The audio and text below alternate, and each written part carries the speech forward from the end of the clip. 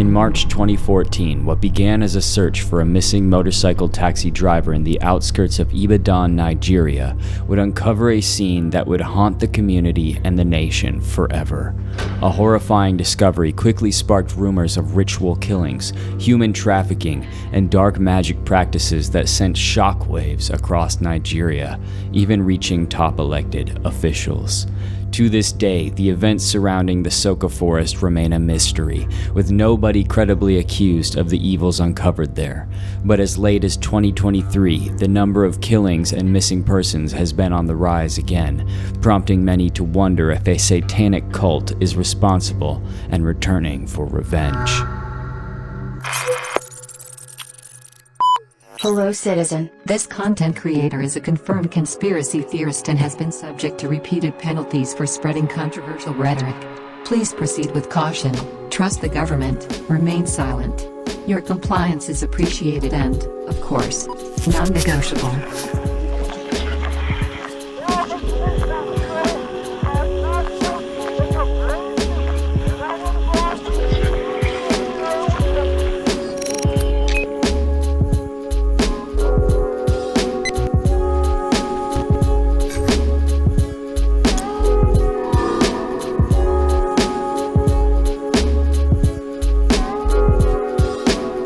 Welcome to the 21 CD podcast. If you're looking for a sign that you may be in danger, this is it. As always, I'm your ghost, John, here today, but tomorrow is never promised. So protect your kids, protect yourself, and always question the narrative. And if you like the show, Google us and follow us everywhere. And please also check out 21cdstudios.com for merch and other stuff. Warning, this episode is graphic and contains discussion on extremely sensitive topics, graphic imagery, and intense themes that may cause distress. Viewer discretion is advised. A young man named Abakuda arrived at work as expected on Friday, March 21st in the year 2014. He was a well-known motorcycle taxi driver in Ibadan, Nigeria. They call these motorcycle taxis Okadas in Nigeria, and they are a very tight-knit community, often coming together on important issues and representing the working class as a whole. Abakuda, a member of the 1 Million Boys group, was well known and respected in the community. Which is why it was so concerning when he simply vanished. Abakuda was seen leaving Ibadan sometime around midday on Friday. When leaving the city, the Okadas knew it was best not to go alone, thanks to rampant crime in Nigeria, which can include anything from murder by violent extremists to abduction by satanic organ farmers. Unfortunately for Abakuda, it would be the latter of these options that would assume control of his fate. His friends and family amassed in a group, trying to decide how to approach the crisis of his sudden disappearance. He wasn't answering his phone.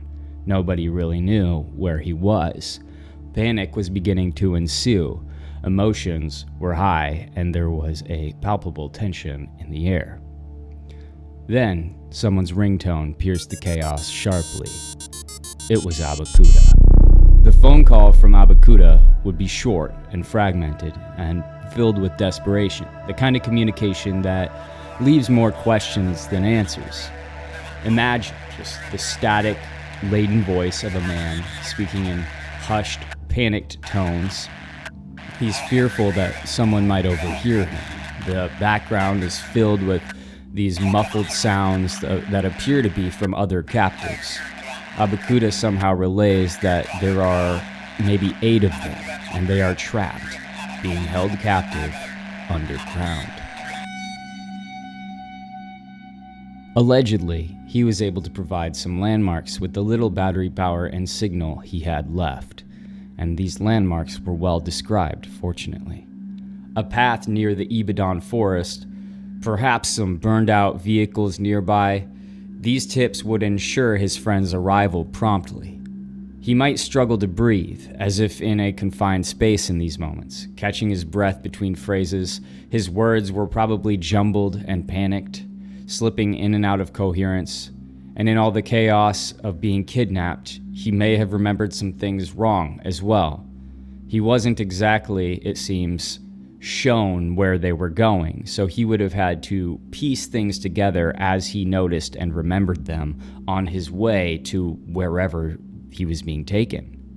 And he just keeps repeating that he's being held, but he can't really say by whom or exactly where. And his friends try to calm him down, but it's very clear that he's fearing for his life, as are the people in the background. All he really knows is that he's below the ground in some hidden place, and he thinks it's somewhere near the Ibadan forest. Then there's just this sharp click. And he's gone. And all that's left is this silence, with everybody on the other end just trying to figure out what the heck is going on. So his friends attempt to call him back, but the phone just answers with silence. Now, this call would leave those who received it terrified and confused. Terrified because cannibalism, torture, murder, occult blood magic practices, these are all things that run rampant in Nigeria.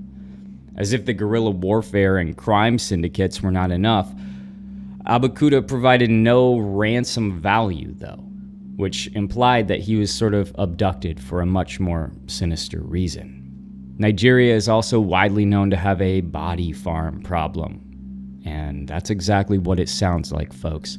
Farms hidden deep in the forests and jungles and even residential areas that keep humans for nothing more than the harvesting of their body parts for black market trade and ritualistic occult magic practices. Any citizen should realistically be encouraged to call the police. So that's exactly what Abakuta's friends, family, and members of the 1 Million Boys group do. They alert the police. And any citizen should realistically expect that the police would care. Unfortunately, in this situation, fairly typical for the region, the police did not care. So they essentially told the Okadas to just go check it out and let us know if you find anything. And already having extremely low expectations of their police, the Okadas did exactly that. They were prepared to go, fully expecting that the cops weren't going to help. The tension among the initial 60 or so Okada riders racing to find the Soka Forest, it was no doubt electric. And I'm sure that they were experiencing a very raw mix of fear and urgency in this moment. But at the same time, I'm sure many of these men knew the boundaries of what they could expect.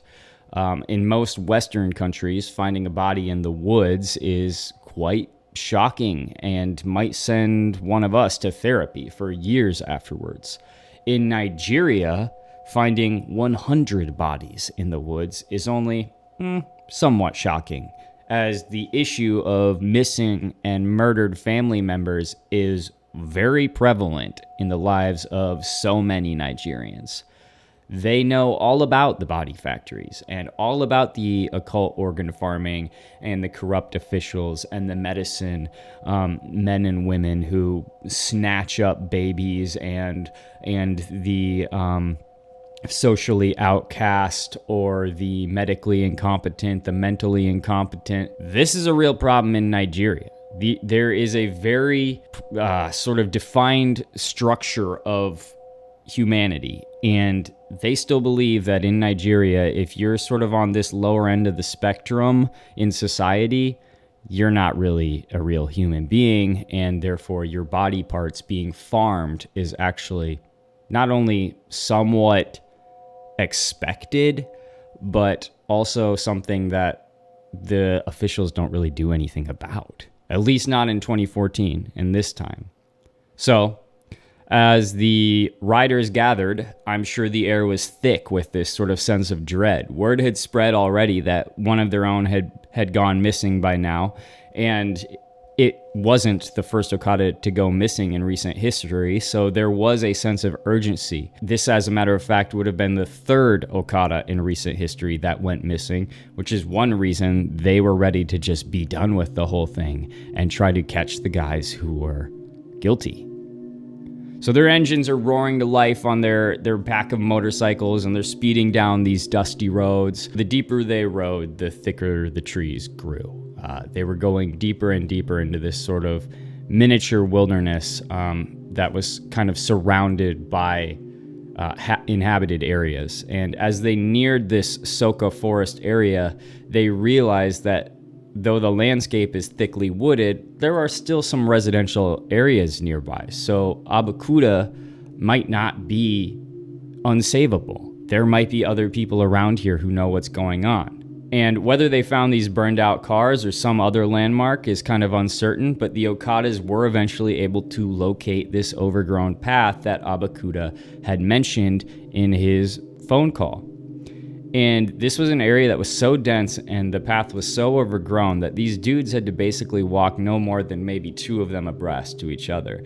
And they're going through these trees, kind of being quiet because Abakuta had told them that they would be able to hear him screaming, essentially, and these other 8 people with him. But as they went further and further down this path, they were beginning to wonder if they were in the right place at all, because they could not hear any screaming, and it seemed like the forest was just growing thicker and thicker and thicker.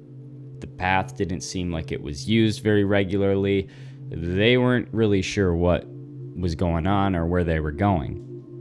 And then out of nowhere, allegedly, a group of several gunmen came out of the trees and just began firing their guns off into the air. And I've heard YouTube accounts saying that it was just one lone gunman, and I've heard Nigerians who were actually present say that it was a few gunmen. Whatever the case may be, somebody popped out of the woods and started a shooting. And so, as one would expect, the 60 Okada, fearing for their lives and being suddenly ambushed, fled, and they tore off down the path back to their motorcycles and ripped away back to Ibadan. And once they were there, they again alerted the police, who still did not want to come help. So they gathered like 40 or 50, some say 100 more people, more of these Okadas and regular people who were willing to help. And this small citizen army armed themselves with basically any blunt or bladed weapon that they could find. So we're talking machetes, bats, pieces of wood, farm equipment, tools, and without wasting any time, they tore off back to the forest. I seriously cannot even say that I've ever witnessed such a community union. This many people united to save one of their own at the peril of their own lives and out of complete lack of faith in anyone but themselves. It's inspiring, and we definitely don't portray such dedication to each other here in the United States in this modern age. Absolutely not. If I went missing tomorrow, literally nobody would even notice I was missing till like 3 weeks go by, and then maybe I'd get a phone call asking if I was coming back to work. But either way, the now 100 or more, 200, who knows how many men are stomping through the forest, right? And they're yelling, and they're waving their weapons, and they're hitting trees. They want the villains of the wood to know that they will be coming en masse and violently, because in real life, sometimes it actually does take violence to achieve righteous results. But this group does not encounter any gunmen. Instead, they find themselves in this abrupt clearing in the forest. And over yonder, a river sort of flows through the clearing, and they see several structures. Again, I've read many accounts on this situation, this moment in time.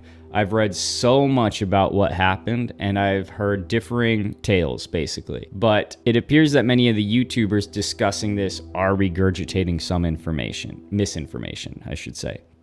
Because there were several abandoned house-like structures and residential buildings, a small black shack, and a large warehouse. In some accounts, you see that this was just like a lone structure in the woods. This was actually a mini compound, okay? And on top of all this, there was a substantial residential region surrounding this little Soka Forest, Ibadan Forest, House of Horrors area.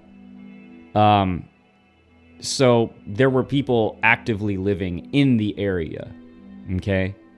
In other words, this area was essentially in an inner city forest, this clearing, and the locals should have noticed it. Yes, they had to go through the woods, but it's a bit like a big park in the middle of a city, like a big forested region in this city. So it's not like maybe somebody wouldn't have heard something or seen something. I want to make that clear because I feel like that's something that's not mentioned enough in accounts of the Ibadan House of Horror. The Okadas had to traverse some rough, hilly terrain once they entered this clearing, because the clearing is basically, it's a hill that goes down to the river, and then a hill on the opposite side of the river that goes up towards all these structures. And according to some sources, as they were crossing the river, one of the Okadas actually spotted Abakuda's bike, sort of hidden in the brush on the river's edge. Some others say it was found underneath a bridge, but when I did some Google mapping and some digging, I didn't actually find a bridge across this particular river, so I'm not sure where the bridge would have been. But either way, of course, their zeal for this venture was reinvigorated upon seeing evidence that their buddy was here at one point. Later, some of the men were asked how they were able to find this place, and they responded with essentially, "The police would not help us, so we had to rely on our Yoruba means."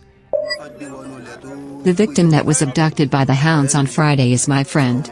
He is from Kudati and his name is Abakuda. Since last Saturday that we discovered and exposed this place, we have not seen government take any meaningful step at it.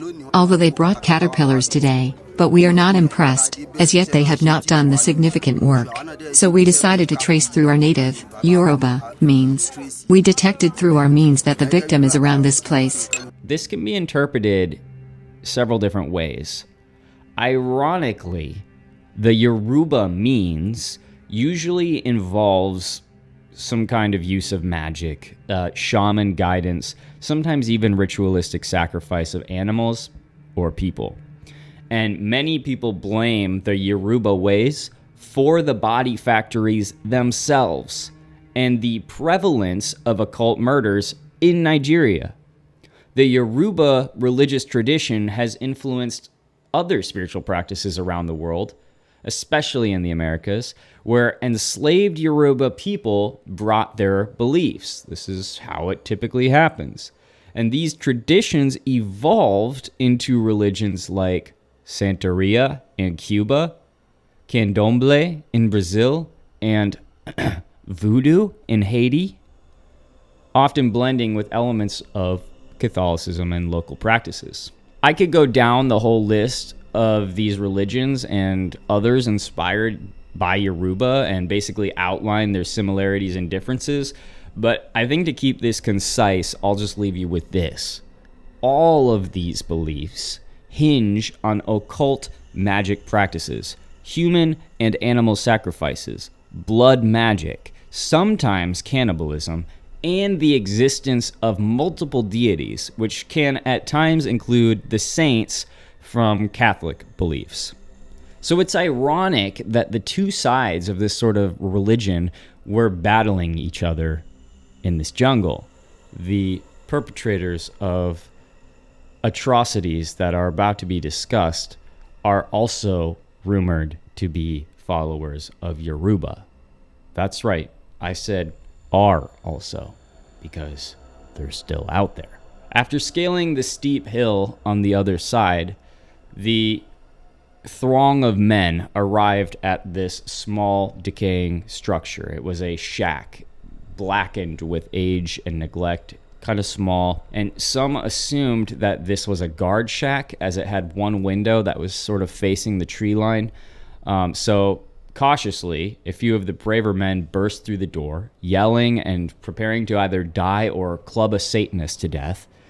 And inside, the air was so thick, and there was this scent of sort of damp earth and something far more unsettling, which is the smell and feeling of molding and decaying clothing, and personal belongings. And scattered across the floor, piled high against the walls and hanging from makeshift hooks, were literally hundreds of articles of clothing. There were shirts, trousers, dresses, headscarves, all tangled together in this chaotic sea of fabric. Shoes of every single size and type lay in disordered heaps, along with purses, wallets, children's toys, and other personal belongings. One rider knelt down and sort of picked up this child's shoe and saw that its bright color was dulled by a thin layer of dust. So obviously, the other articles were not dulled by dust. So what that basically is saying is people are being brought here across a span of time. And this realization sort of hit the group like an actual physical punch in the chest, because it was basically signaling that you're about to find a tomb. But their resolve was firm, and they began yelling even louder, beginning to scan the surroundings for any evidence of Abakuda. The wind shifted outside, and many began to sort of report smells of rot and death. But by now, everyone was expecting to find a body, so that wasn't really shocking anybody. The group of 100 or more men sort of fractured into several smaller groups to explore all of these abandoned structures around them. And one of those groups moves on to the warehouse. Right around this time, Abakuda calls again. And he says that he can hear voices and thinks that the crowd of guys looking for him must be near. Before they can narrow down exactly where Abakuda may have been buried, though, the call drops again, sending the men into even more frustration, and unfortunately, this would be the last time that Abakuda would manage to get a call off. They directed their attention to this warehouse that was in this area, part of this group of buildings. They figured maybe there was an entrance to a dungeon in there. Its windows were very high on the walls, completely inaccessible and sort of barred, as if the building itself was sort of trying to keep what was inside hidden from view. And there was a tall chain-link fence surrounding the warehouse, topped with barbed wire. So the riders gathered at the fence and they sort of grabbed it and they began shouting at the building. They were both telling anyone who could be inside and be dangerous to come out and face their fate, and also shouting to potential prisoners that, hey, it's safe out here. Come on out. We're here to help. But nobody answered. There was only silence. So one of the guys brandished a pair of bolt cutters, and with each snap of the cutters against the metal links, the fence began to give way. And finally it did, and all of these men charged toward the warehouse. And they sort of stopped short before a large piece of sheet metal that had been propped against the entrance of the warehouse. It's basically the only way in. And it looked like this piece of sheet metal was just hastily placed as if it was meant to seal something inside rather than keep anybody out. And they heaved this piece of metal aside, revealing a poorly hidden entrance that was really little more than just a big hole in the wall, like a big opening, but not like an official door. So, steeling themselves, they pushed through, their flashlights sort of bobbing against the walls through the darkness as they stepped inside. And again, the air is very dense and dirty. It really smells bad in here. And then they saw them. Bodies. They were surrounded by bodies. Some skeletal, others in various states of decay, scattered haphazardly across the concrete floor, but mainly up against the walls. And the dim beams of their flashlight really revealed a scene that everybody in their right mind would have called a nightmare. There were limbs sort of twisted in unnatural positions, bodies missing limbs altogether. There were scratch marks on the walls, broken fingernails, and bloodstains smeared across the floor. And in the corner of the room, a few emaciated figures huddled together, alive, but barely clinging to life, probably not really knowing who these people are or why they're here, or if they're all about to be finally put out of their misery. Their lips were all broken and their mouths were too dry. They couldn't speak. None of them could speak. It was clear that they had been here for days, weeks, or months. And the stench of decay, as people constantly reported, was horrid. Like, it could be smelled for miles around. So the sight of human suffering, the smell, it really brought together the realization of the atrocities that had been committed within these walls, and it kind of hit the guys all at once. They started dropping to their knees, praying. Others had to flee the building. As they're sort of scrambling out of the building and trying to take these prisoners with them, the other men also began screaming from further away that they too were finding bodies everywhere. There were skulls and heads just littered all around the property. Still others began to report from the other buildings that people were being found chained and tied to the walls. A lot of these people are missing body parts. They began cutting them down, and as they cut them down from the walls, a bunch of these victims actually just fled into the forest. It was said that they scattered to the hills and were unavailable for questioning. Nobody knows who they were. They just, out of fear and seeing their one moment of escape, they fled from their rescuers, and unfortunately, that obviously created a problematic situation where you're missing potential sources of information, witnesses, people who could help you piece together the picture. But I don't know, in this situation, I might flee into the woods as well. Overall, the remains of somewhere between 100 and 300 people were discovered in the buildings and immediately around the buildings. Bodies were hanging in the trees, shoved in between rocks or under bushes. Dozens and dozens of skulls were simply laying around everywhere. Some say an alligator was found and a guillotine as well in sort of execution room off of the main warehouse structure. Both grim methods of execution and disposal of people who had reached their maximum usefulness. Their body parts being cut off one by one for sale to practitioners of witchcraft and black market dealers until there was basically too little left of them to survive. There were slabs of concrete found tilted on one corner with a blood bowl at the following corner, and it was on these slabs individuals would have allegedly had their body parts cut off and their organs removed or their blood drained. And these types of slabs are commonly found in Nigeria, often being used for animal and human sacrifice or mutilation, because again, this is a widespread problem. 23 survivors, each barely clinging to life, each step a struggle against the physical and the mental torment that they had endured. These survivors were gaunt and ghost-like. Their eyes were sunken. They had clearly been starved. Their skin was stretched tight over their bones. So the riders moved among the survivors, obviously searching their faces and their features, hoping to find a familiar face among them.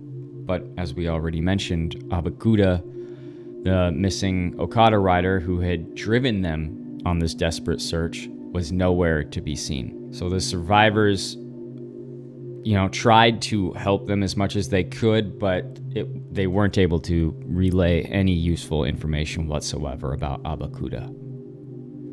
Around the warehouse, the scene continued to grow even more macabre as the riders kind of fanned out.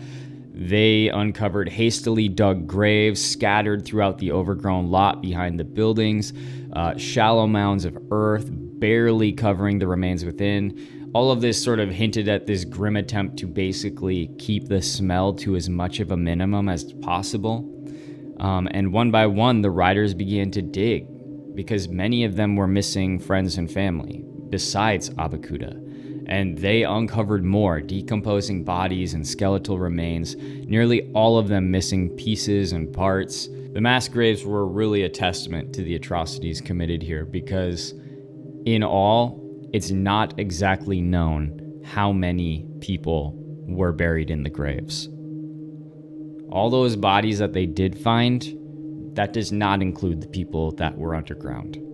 Despite the relief of finding these survivors, the realization of what had been done to the many whose lives had ended in these shallow pits clearly weighed heavily on the riders' hearts and minds, and as they looked upon the scene, they couldn't help but wonder about Abakuda. If he wasn't here among the living or the dead that they uncovered, then where could he be? They remembered his calls saying that he was underground and that he thought he could hear them above him. But since his last call, they haven't been able to find any access to any underground dungeon or wherever he may be. They searched everything. So with no other options, and obviously the gravity of the situation impossible to ignore, the riders called the authorities again. This time, being told about this situation, the police finally came, and they brought construction vehicles with them. Because they were going to dig up the earth in search of underground tunnels, allegedly. But what it seemed like happened instead was a total cover-up of the whole thing. People even saying they're not digging where we told them to dig. They're not digging where our friend said he heard us. They're digging in other places.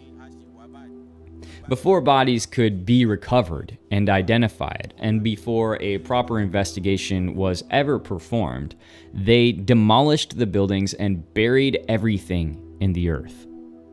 Abakuda was lost forever, along with so many others. As one can imagine, this triggered a massive unrest among the locals who had missing family members and friends. An opportunity arose to give these people maybe the peace and clarity of discovering their missing loved ones, but the police just snuffed it out, essentially. And this immediately reinforced the suspicions that politicians were in on this thing. The police were in on it.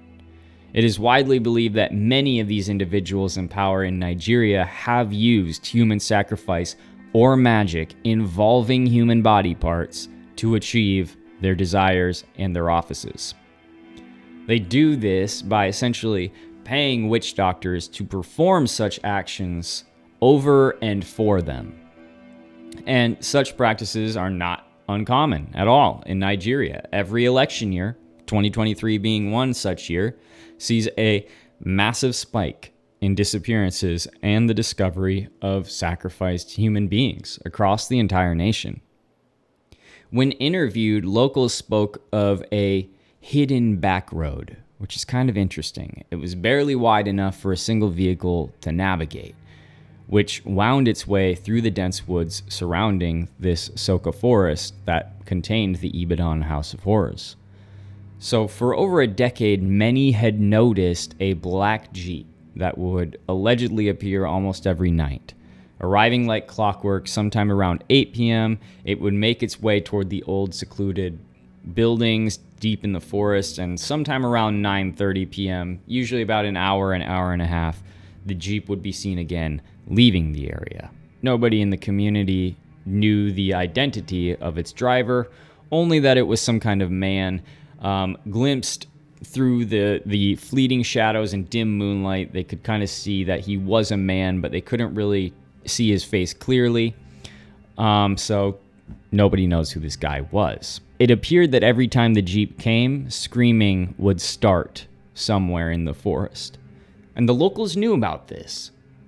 So this is why I wanted to clarify that there was a residential area surrounding this forest. And you will see on the Google Maps image that I show you if you're watching the YouTube. If you're not watching the YouTube, guys who are listening to the podcast, there is a ton of content in this video.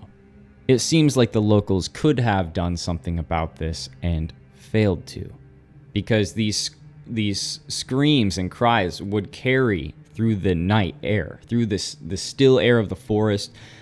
They would have been able to be heard, and locals reported hearing them. So despite all of this, they only made a few phone calls to the police, and it only took the police saying basically, we're not coming because it could be anything, a couple times before the general populace around this area just simply gave up. They decided that this was something that was just a part of their lives and a part of their norm. And since the police weren't going to do anything about it, we're just going to let it happen and hope for the best. The locals did report being frustrated and disheartened by the lack of police action, but in my opinion, that doesn't really give them an excuse for just learning to live with these occurrences. And this is exactly how you... Did you guys see that? That was weird. I'm not even sure exactly what turned off, but to put it in perspective, each one of these light bulbs is independently controlled by my phone. So for just one to go off is kind of weird. Anyway, this is how you arrive at a prison state of existence.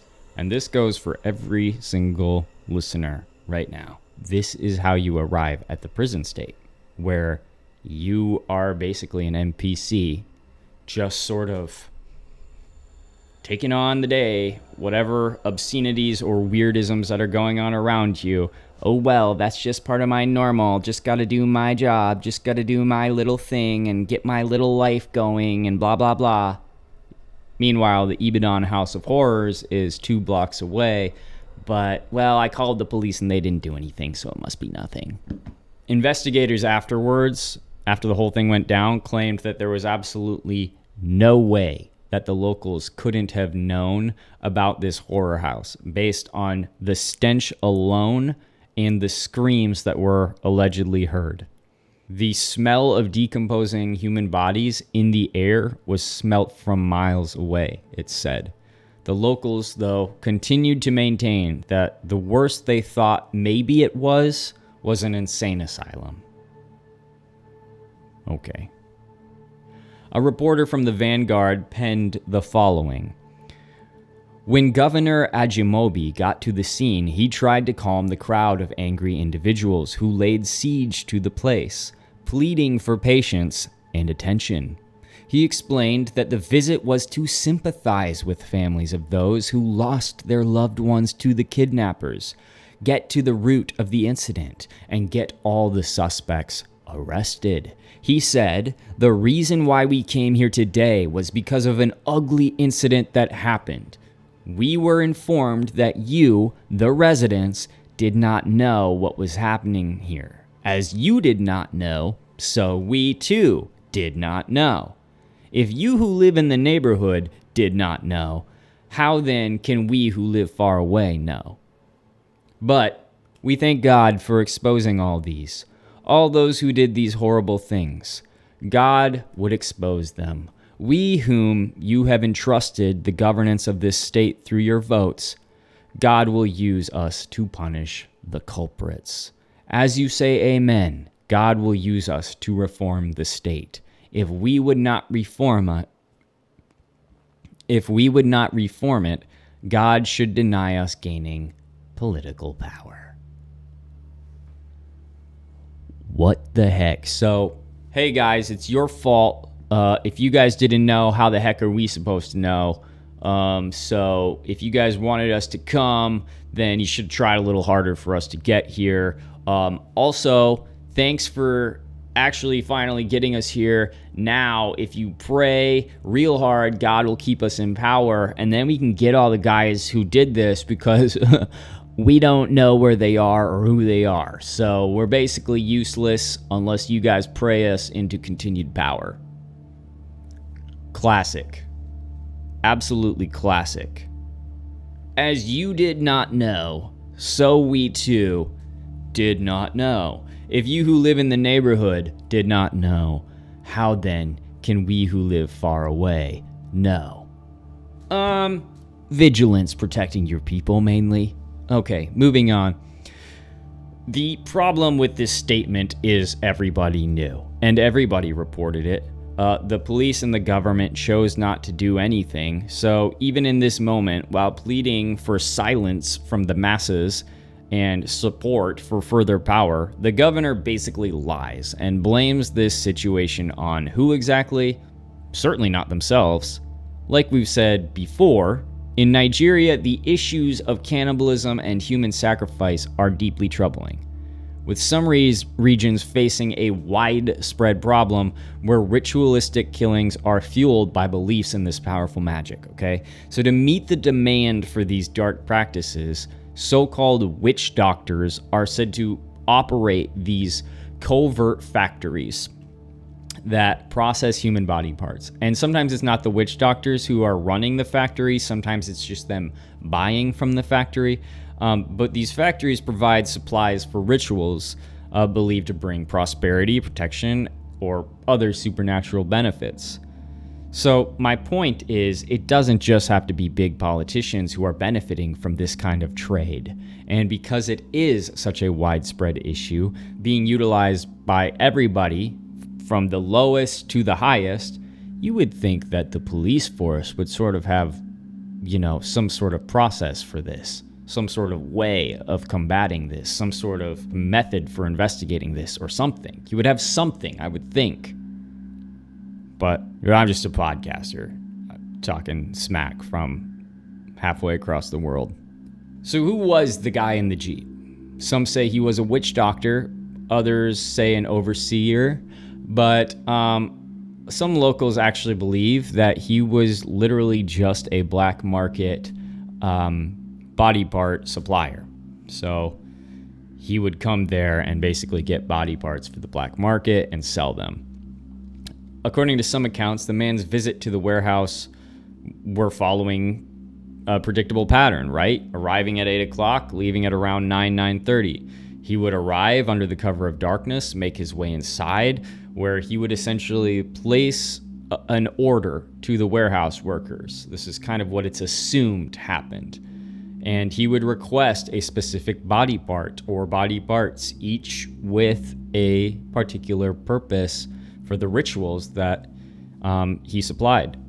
And once the order was given, the workers would then select a captive from among those chained and weakened within the warehouse. And the victim would probably be dragged to a sort of crude, blood-stained slab or table. And the workers would basically sever the requested body parts, offer them up to the buyer, and if the victim survived the whole thing, then they would just be thrown back in captivity. And the man in the Jeep would then take the freshly harvested parts, load them into the back of his vehicle, disappear into the night, and he'd be back on Wednesday, or whenever he was coming back, right? That's kind of the general idea. Was the man in the black Jeep simply a middleman, or did he serve a more sinister role in this sort of brutal underworld? What's definitely known is that there are more like him all over Nigeria. Whether there were more like him going to this area, who knows? But the possibility that the horrors of Soka Forest, the Ibadan House of Horrors, were part of a far larger and more orchestrated operation continues to haunt those who remember its story, because it's true. This was just one isolated incident in this massive operation going on in Nigeria, and nowadays so much of the world, that of human trafficking. I mean, no offense, but how many hundreds of thousands of children is it missing from the United States southern border right now? Last I checked, it was like 200,000 children are just missing. Like, just saying, guys, this kind of stuff touches every country in a different way. Just because it's not the Ibadan House of Horrors, maybe it's the southern border of horrors instead. Just saying. People disappear real easily sometimes. So while the police continued to simply demolish and bury all the evidence, the whole thing, completely seizing hundreds of hectares of land in the process, for use by the state, by the way, Abakuda's friends and family continued to look for him in the area. Many others did the same for their family members as well, looking for the bodies that may be in this area of their lost friends and family. And this led to several mysterious deaths, including one where a young boy was murdered by the police for digging in a grave to see if it was one of his family members. He was shot dead, literally executed by the police for this. Abakuda's friends refused to give up hope, and even as the weeks dragged on without any sign of him, they continued their search through the overgrown paths and other abandoned corners of the Soka Forest. Because even though this was an inner city forest, it was a couple hundred acres of forest. As they combed through the edges of the area, they stumbled upon a stranger, and he was being extremely odd and erratic, and he was near the forest edge, and there was just something very off about him. And when the Okada posse confronted him, they searched his pockets and discovered several severed human tongues wrapped in cloth. And alongside them, they found a BlackBerry phone. There were a few SIM cards. There was a bunch of money. And because this happened multiple times, these weirdos who would just come with like random objects like that. And those might have just been looters, right? Like they could have just been demented looters. But having all those tongues is kind of weird. I will say that. And that's exactly what the Okada posse thought, because within moments of finding some of these guys, the situation just absolutely spiraled into violence. And this particular stranger in question was beaten to death. And killings continued, both on behalf of civilians and police. The citizens killed any that they believed could be even remotely responsible for this, and the police did the same, leaving basically no witnesses or suspects that were worth anything. So you have this situation where vigilante justice and what is supposed to be the actual justice are both just killing everybody that could be involved without questioning them, without interrogating them, without seeing what they know, just killing them. And eventually the police did have to come out and say, stop killing everybody because we don't know what's going on if you just kill everybody. But, you know, too little too late for the police. They did not inspire trust within their population. In time, one of the survivors, a woman whose strength had basically slowly returned, was able to give a statement about what happened to her. And she recalled that it all began on what seemed like an ordinary afternoon. She had been sitting peacefully on her porch, enjoying the air, when a van pulled up in front of her home. And to her shock, the van's occupants actually looked disturbingly official. They were dressed in uniforms that either resembled those of law enforcement or some type of government personnel. And they carried themselves with this confidence of authority. So, without a moment's hesitation, they approached her and told her, you're under arrest, lady. And she was stunned, sort of bewildered by their words. And even though she says it felt like something was wrong, she didn't want to cause a scene, so she just got in the van. And reality began to sink in that she hadn't been arrested, she was kidnapped. So after what felt like an eternity, the van finally did come to a stop, and she said that they took her to this black shack that had become infamous among those who knew it, and she saw others there. People who were just like her, huddled together, completely horrified, and they had also been dragged from one of these vans, one by one, treated like objects, stripped of their clothing, and all their clothing and belongings were basically chucked in this shack. And she was trembling as she spoke, but the details of the story were clear. This was no random act of violence. This was an organized operation conducted by people who knew exactly how to use this guise of authority to manipulate their victims. Guys, wake up. It was a chilling reminder that wake up. It was a chilling reminder that those behind the horrors of the Soka Forest had carefully crafted their methods. And they used fear and trust alike to turn everyday moments into the first steps of their victim's end. Just rolling up on a nice evening. Hey, you're under arrest. You got to come with us. Yeah, we're with the government. Oh, okay. What for? Well, we'll tell you on the way. Okay, all right, well, get in the car. Just an old lady. Unreal. Never get in a van, guys. Just, it doesn't matter whose van it is. Just never get in a van, period. Among the harrowing accounts shared by those who survived the horrors of the Soka Forest, some revealed an especially grim reality, which is one that you can expect. They had been forced to cannibalism to survive. Many of those trapped in this nightmare were among Nigeria's societies, most vulnerable. They were orphans, they were impoverished, they were elderly, they were people whose disappearances were probably less likely to draw immediate attention. So not all of the victims had been abducted through violence, just taking them like Abakuda probably was. Some were lured into captivity through deceit and false promises. These victims were tricked into believing that they were being offered work or help or some kind of benefit. And then they just find themselves caught in this nightmare reality once they arrived at this forest compound. What had started basically as a lifeline quickly turned into a trap. And their hopes for something better, some benefit that they were about to receive, were extinguished behind these warehouse doors. I just can't even imagine the horror. I can't even imagine it. And after the site was discovered, the police moved in, but as we already said, their response was odd and just wrong. Bodies were just gathered up and buried in mass graves without proper identification or care. They hurried the burial process, and that meant that many of the deceased were left completely nameless, their identities lost in the soil, along with all their stories. And for families searching for closure, this swift cover-up definitely felt like a betrayal and a complete denial of the dignity that their loved ones deserved.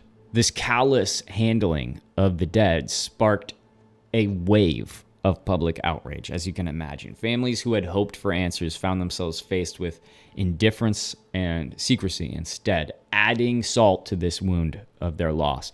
And people took to the streets. They started rioting and demanding accountability, and their anger really fueled this hatred in the police and this lack of trust in the authorities, because it had been completely shattered. I shouldn't say hatred for the police, but they just didn't trust them at all.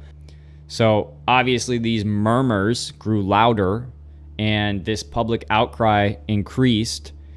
And I'm not going to lie, could it be that the same institutions charged with protecting the people had enabled or even orchestrated the very suffering that had unfolded in the forest? Absolutely. As the scandal grew, so did the sense that the Soka Forest horror was not just a work of a few criminals. And pretty soon, it was almost guaranteed that it wasn't just the work of a few criminals. It pointed to a much deeper rot within the system that is Nigeria. There is a conspiracy now that reached to the highest levels of power. And that left the nation to grapple with this terrifying realization that those who were meant to safeguard their lives were probably a little bit complicit in their darkest nightmares. Among the survivors was also this woman whose story basically encapsulated the depths of cruelty inflicted in these types of places. And I didn't attempt to make this episode as graphic as possible, but this just happened and is still continuing to happen in Nigeria for a fact. It is being found. These types of situations are being discovered, uncovered. These types of people are being rescued and found dead, unfortunately, constantly. Okay? So some of these stories I did want to tell to show my listeners, to show all you guys, this kind of stuff is not from ancient past. This is from modern times. This woman spoke of being kidnapped and having been taken to the place years prior. And she almost immediately became subject to severe sexual abuse at the hands of her captors. The ordeal was so long that during her time there, she gave birth to 8 children. None of those children, by the way, were identified at the location, most likely being taken for rituals involving fetuses and children. So the horrifying discovery at Soka Forest was just the beginning, though. As the story spread, it led to the uncovering of several other sites of terror. There was a proverbial witch hunt that went on. There were dens of horror all over the place, hidden deep within dense, isolated forests across Nigeria. And these remote locations, even though they were often obscured by miles of tangled vegetation and difficult terrain, were not always hidden deep within the woods. Sometimes they were in more areas closer to residential locations. Rescue operations managed to save hundreds of captives from these hidden prisons, each one of them a story of survival against all odds. And yet, despite these efforts, the scale of the tragedy remained absolutely immense because thousands of bodies were uncovered and thousands of people were still unaccounted for and still are to this day. I'll just say this as well. Several prominent Nigerian leaders have been found to be guilty of human trafficking and organ harvesting and using black magic and ritual sacrifice of humans for whatever purpose they decide is worth committing such an act. This isn't something that people just assume. These witch hunts do trigger a certain amount of vigor towards finding out the truth. You know, even though Nigeria is overrun by corruption and evil, there still are good people there, and there still are crime fighters there, and there still are investigators there, and journalists who want the real story.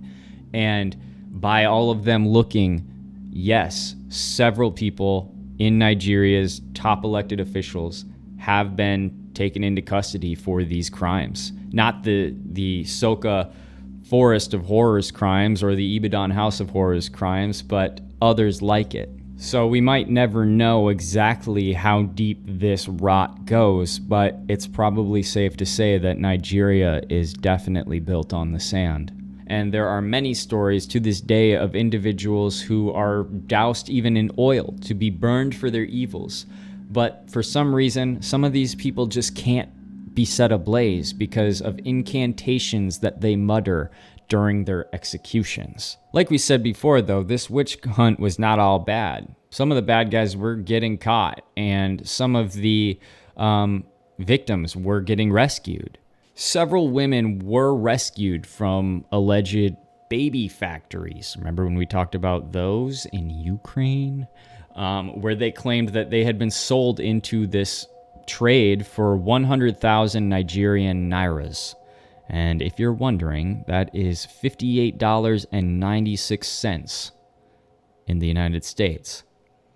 At the same time, a significant push to reshape the city's image began. Investments poured into Ibadan's tourism sector, transforming its public face completely. Fresh promotional videos and glossy social media posts painted a picture of this beautiful city reborn, showcasing modern developments and cultural attractions and the promise of a, quote, brand new Ibadan for 2023. In a bid to bury the town's dark history, these forces set out to really make Ibadan's reputation on the internet different. And using a mixture of intimidation, suppression, and strategic investments, they accomplished this task. Accounts that dared to speak of the horrors at Soka Forest or share unsettling truths began to face attacks.